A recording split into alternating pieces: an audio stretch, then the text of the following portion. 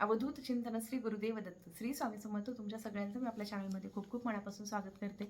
आजच्या व्हिडिओमध्ये मी तुम्हाला सांगणार आहे की पितृदोष आहे ते आपल्याला कसं ओळखता येईल, किंवा आपल्या घरावरती किंवा आपल्या घरातल्या कुठल्या तरी एखाद्या व्यक्तीला की पितृदोष आहे असं सांगितलं जातं. बऱ्याच वेळा एखादी कामं होत नाहीत आपली, किंवा कोणाची लग्न जमत नाही, तर ह्या अशा कोणत्या गोष्टी आहेत की ज्याच्यामुळे आपल्याला पितृदोष लागतो. मग आपण जर का एखाद्या व्यक्तीला दुखावलेला असेल आणि तो व्यक्ती मयत झालेला असेल, त्याच्या मनामध्ये ते राहतं, म्हणजे तो माणूस माफ करतो आपल्याला, पण त्याचा आत्मा जो असतो ना तो आपल्याला शाप देतो, किंवा आपल्यावरती त्याचं म्हणजे हे राहतं, काही ना काहीतरी ह्यानं मला दुखावलेलं आहे हे मनामध्ये राहतं. तर अशा पद्धतीने आपल्याला तो पितृदोष लागतो, आणि याच्यामुळे आपल्या हातातले आलेले कामं देखील आपल्या हातातून जातात, किंवा आर्थिक नुकसान होतं. खूप साऱ्या म्हणजे आर्थिक असतील, आरोग्यदायी असतील, अशा सगळ्याच गोष्टी म्हणजे पूर्ण विस्कळीत होऊन जातं.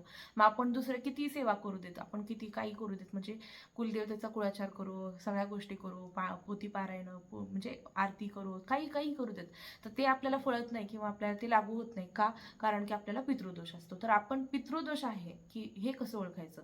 आता तुम्ही म्हणाल की म्हणजे आपल्या ज्यांच्या घरामध्ये ना पितृदोष असतो, तर त्यांना त्यांच्या घरामधले जे काही मुलं असतील त्यांची विवाह जमत नाहीत, म्हणजे लग्न न जमणं हा एक मोठा पितृदोषाचंच एक लक्षण आहे.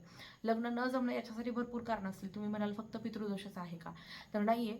पण ज्यांच्या घरामध्ये म्हणजे वारंवार, म्हणजे समजा लग्न जमत जमत आलेलं आहे आणि मोडलं, तर लग्न जमले आणि झाले आणि तरी पण ते म्हणजे टिकत नाहीये, किंवा सारखं कटकटी होत आहेत, किंवा सारखं भांडणं होत आहेत, म्हणजे इव्हन डिवोर्सपर्यंत पण गोष्टी गेलेल्या आहेत. बऱ्याच वेळा असं होतं, आणि त्यामुळं वारंवार जर काही एखाद्या छोट्या छोट्या क्षुल्लक कारणांवरून गोष्टी होत असतील ना, तर तेव्हा आपल्याला पितृ काही ना काहीतरी दोष म्हणजे आपला आहे असं म्हटलं जातं.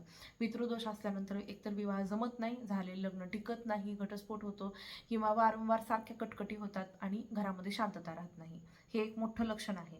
त्याच्यानंतर नोकरी न लागणं. आता नोकरी न लागण्यासाठीचे भरपूर रिझन आहेत, पण कारणं आहेत, पण नोकरी जे काही समजा आपल्या अपेक्षेनुसार आपल्याला नोकरी लागलेली नाही, म्हणजे खूप हुशार आहेत, किंवा खूप चांगल्या ठिकाणी ग्रॅज्युएशन झालेलं आहे किंवा पोस्ट ग्रॅज्युएशन झालेलं आहे, आणि ही नोकरी लागता लागता राहिली, किंवा जी नोकरी आहे त्याच्यामध्ये आपल्याला पगारच कमी भेटली, म्हणजे एक एक्सपेक्टेड दुसऱ्यांना जास्त आहे आणि आपल्याला कमी आहे, किंवा जे काही आपल्याला नोकरी लागलेली आहे त्याच्यापेक्षा चांगली कदाचित लागली असती, पण काही कारणास्तव लागली नाही, किंवा ती नोकरी टिकणार आहे का नाही ह्याचा काही शाश्वती नाही आहे.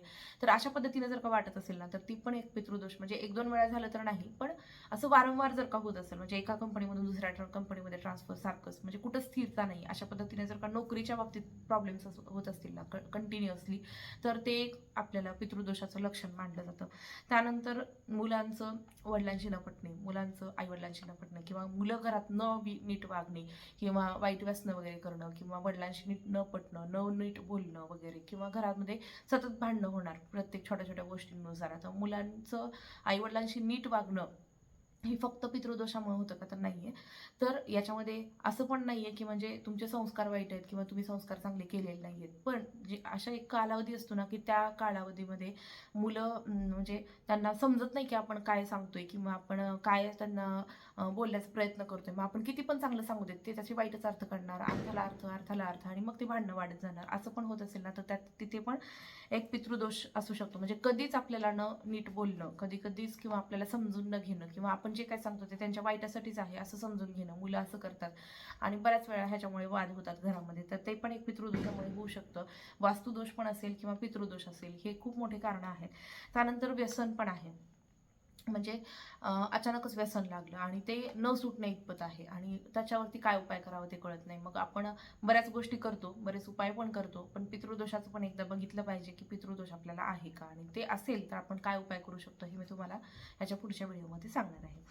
तर पुढचं आहे मुलं बाळ न होणं. म्हणजे आता बऱ्याच कारणं आहेत याच्या मागे की न होणे, परंतु बऱ्याच वेळा असं होतं की झालेली संतती पण राहत नाही किंवा चांगली होत नाही, बरं का. काही जणांना तर होत नाही, पण काही जणांना चांगली पण होत नाही. म्हणजे चांगली म्हणजे असं नाही की म्हणजे काही त्याच्यामध्ये फॉल्ट आहे, पण सगळेच देवाची देण आहे, पण त्यांच्यामध्ये काही ना काहीतरी जन्मताच काही ना काहीतरी कमतरता असणं, किंवा जन्मताच जन्मल्याबरोबरच ती जाणे, किंवा पोटातच मरणे, किंवा अशा पद्धतीचे जे काही, म्हणजे एकदा दोनदा नाहीये, पण असं सारखं सारखं होत असेल तर आपण काय म्हणतो, काहीतरी राहिले काय की देवाचं, की त्याच्यामुळे आपल्याला ह्या गोष्टींना फेस करावं लागायला लागले. तर तेव्हा एकदा पितृदोष आहे का, आणि पितृदोष असेल तर आपण काय करावं हे एकदा बघून घ्यावं. मग खूपच प्रखर असेल तर नारायण नागबळी वगैरे पूजा करतात.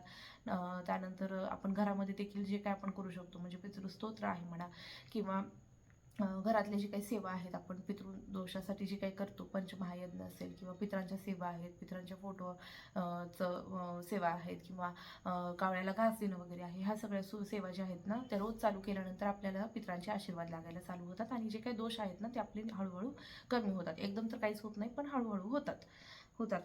त्यानंतर संतती होऊन न जगणे, हे म्हणजे संतती झाली आहे परंतु नीट नाही आहे किंवा न जगणे. त्यानंतर वारंवार अपघात होणे. बऱ्याच वेळा म्हणजे असं काही नाही आहे की आता वाहने सगळेच जण फास्ट चालवत आहेत, सगळ्यांनाच इतकी घाई आहे की सगळ्यांना म्हणजे चंद्रावरच जायचे, परंतु म्हणजे बऱ्याच वेळा असं होतं की अपघात घरामधल्या एका व्यक्तीचा झालाय आणि लगेच दुसऱ्या व्यक्तीचा झालाय, आणि ह्याचं नीट होईपर्यंत तर लगेच तिसऱ्या व्यक्तीचा अपघात झालाय. अपघात म्हणजे फक्त वाहनांशीच नाहीये, पण असे बऱ्याच ठिकाणी म्हणजे मानसिक अपघात असेल किंवा मानसिक एखादा ताण आलाय, ह्याचा ताण कमी होईपर्यंत तर हे सॉर्ट आउट होते का नाही, तोपर्यंत दुसऱ्याला काही ना काहीतरी ताण आहे, म्हणजे घरात कंटिन्युअसली शांतताच नाहीये, तर हे पण एक पितृदोषाचं लक्षण आहे. त्यानंतर एखाद्या व्यक्ती सारखं आजारी पडणं किंवा घरात सगळ्याच व्यक्ती आजारी पडणं, म्हणजे एकाचं झालं की एकाचं झालं की एकाचं, आणि सारखं त्या आजारी पडण्यामुळे दवाखाना खर्च, पाणी, आणि त्यामुळे आर्थिक शांतता न टिकणे किंवा आर्थिक म्हणजे लक्ष्मी घरामध्ये न टिकणे किंवा नांदणे, हे एक आपण पितृदोषाचं लक्षण मानू शकतो. त्यानंतर लक्ष्मीचं, आता लक्ष्मी घरात न टिकणे हे पण एक म्हणजे हे डिपेंडंट आहे. जर का नवरा बायकोला जर का नीट बोलतच नसेल, ती घरातली लक्ष्मी आहे आणि तिनंच जर का सुखी नसेल, ती सारखं रडत असेल, सारखं कुडत असेल, तिच्याकडे कोणाचं लक्षच नाहीये, तर ती मनातल्या मनात असं समजून जाते की मला ह्या घरामध्ये काही स्थानच नाहीये. मग ती जी काही आतमध्ये तळमळ होती ना, तिची जी काही तळतळाट लागतो ना, तर त्याच्यामुळे पण लक्ष्मी टिकत नाही. जर का लक्ष्मीलाच घरातल्या तुम्ही लाथाडत असाल ना, तर लक्ष्मी त्या घरामध्ये टिकत नाही. त्याचसोबत आपण घरामध्ये देखील देवपूजेमध्ये आपण विष्णूंची पूजा केली पाहिजे. विष्णू सहस्त्रनाम किंवा जे काही आपण विष्णूंची सेवा वगैरे आहेत आपल्या केंद्राच्या पुस्तकामध्ये, त्या देखील केल्या पाहिजे, कारण की जिथं विष्णूंची सेवा होते तिथेच लक्ष्मी पण टिकते. आणि प्लस तुम्ही जर का बायकोचा किंवा स्त्रीचा आदर करत नसाल, तर तिथे लक्ष्मी टिकत नाही, नांदत नाही. दया, क्षमा, शांती तिथे देवाची वस्ती म्हणतो ना आपण. आणि लक्ष्मी ही राहण्यासाठी घरामध्ये स्वच्छता आणि घरामधल्या सगळ्याच व्यक्तींना हे मान सन्मान पण एक गोष्ट आहे. त्यानंतर घरामध्ये नकारात्मक ऊर्जा किंवा नकारात्मक शक्ती असणं. आता बऱ्याच वेळा असं होतं बघा, की एखाद्याचा खूप मोठा बंगला आहे, खूप मोठा वाडा आहे, आणि त्याच्या घरामध्ये गेल्यानंतर आपल्याला असं प्रसन्नच वाटत नाही, म्हणजे काहीतरी असं वाईट किंवा निगेटिव्ह किंवा काहीतरी या घरामध्ये दोष आहे काय असं वाटतं. तेव्हा काय असतं, पितृदोष असतो. म्हणजे त्या घरामध्ये असं नाही की म्हणजे प्रत्येकाच्याच घरामध्ये पूजापाठ किंवा काय असेल, जेवढं जेवढं सगळ्यांना जमतं त्या पद्धतीने ते करत असतात, परंतु जर का ते करून पण आपल्याला फळ लागत नसेल, तर ते पितृदोषाचं एक लक्षण आहे. एखाद्याच्या घरामध्ये गेल्याबरोबर, पाय ठेवल्याबरोबर काहीतरी झाले बाबा ह्या घरामध्ये, असं वाटतं ना, ह्या घरात काहीतरी म्हणजे दोष आहे असं वाटतं ना, तेव्हा ते पितृदोषाचं लक्षण असतं. त्यासोबतच अमावस्येच्या दिवशी घरामध्ये चिडचिड होणं, दर अमावस्येला घरामध्ये काहीतरी कटकट होणार आणि घरामध्ये चिडचिड होणार, कोणाशी तर भांडणं होणार, एखादा माणूस विचित्रच वागायला लागणार, तर तेव्हा पण पितृदोषाचं लक्षण असतं. आणि त्यासोबतच एखाद्याचं लग्न झालेलं आहे, वैवाहिक आयुष्याचे आहे, ते खडतर आहे असं आपण म्हणतो, तर त्यावेळेला पण पितृदोष जे आहे ते आपण मानू शकतो. तर पितृदोष जर का असेल ना, तर काय आपण सेवा करायची आहे, तर पितृ पंधरवडा आता चालू होत आहे 29 सप्टेंबर ते 14 ऑक्टोबरपर्यंत. तर ह्या पितृ पंधरवड्यामध्ये आपण पितरांचं तिथीनुसार श्राद्ध घालतो, आणि ज्यांना तिथी माहिती नाही आहे ना, ते सर्व पितृ अमावस्येच्या दिवशी त्यांना श्राद्ध जेवण घालू शकतात.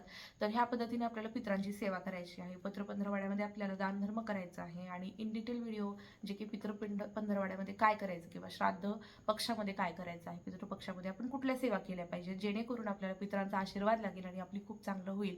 आपला ते जर का खुश असतील तरच आपण खुश राहू शकतो, कारण की त्यांचा आशीर्वाद आपल्यासाठी खूप महत्त्वाचा आहे.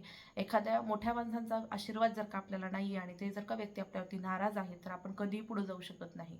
कारण की आपल्याला असं वाटतं काही दिवसांसाठी, काही महिन्यांसाठी, काही वर्षासाठी, की आपण जे केले म्हणजे एखाद्या मोठ्या व्यक्तीच्या विरोधामध्ये जाऊन केलेलं आहे, किंवा एखाद्या मोठ्या व्यक्तीला आपण आदर मान न देता, आपण त्यांचं न ऐकता आपण एखादा डिसिजन आपल्या घरामध्ये, आपल्या आयुष्यामध्ये घेतलेलं आहे, आणि आपण जे केलं ते आपणच बरोबर केलं असं जर का वाटत असेल ना, आणि ते जर का व्यक्ती नाराज असेल, मग तुमचं बरोबर आहे हे तुम्ही एकतर पटवून जरी द्या, किंवा जे ते म्हणतायत त्याच्यानुसार कलाकलाने घ्या, कारण की एखाद्याचा शाप लागणं देखील आपल्यासाठी चांगलं नाहीये. मग जे आपण जिवंतपणी करू शकलो नाहीये, जिवंतपणी एकतर कराच, कारण की मेल्यानंतर करण्यात काहीच अर्थ नाही आहे. जे जिवंत आहेत ना लोक, जिवंत जे व्यक्ती आहेत ना, त्यांची आधी सेवा करा. कारण की ते जे आहेत तोपर्यंत आपल्याला त्यांची सेवा करायची आहे आणि केल्याच्या नंतर देखील करायची आहे. कारण जे आपण आहोत ना, ते आपल्या पितरांमुळेच आहोत. तर अशा पद्धतीने आपल्याला पितरांची सेवा करायची आहे, जेणेकरून आपल्याला पितृदोष लागणार नाही आणि आपल्या प्रत्येक कामामध्ये आपली यशस्वी किंवा भरभराट होईल. तर अशा पद्धतीने आपल्याला पितरांची सेवा करायची आहे. पितृदोष जर का असेल तर आपण असा ओळखायचा आहे आणि पितृ पंधरवड्यामध्ये तर सगळ्यांनाच सेवा करायची आहे. तुम्हाला मला पितरांचा पूर्ण आशीर्वाद लाभो अशी मी स्वामीच्या चरणी प्रार्थना करते आणि आजचा छोटासा व्हिडिओ संपवते.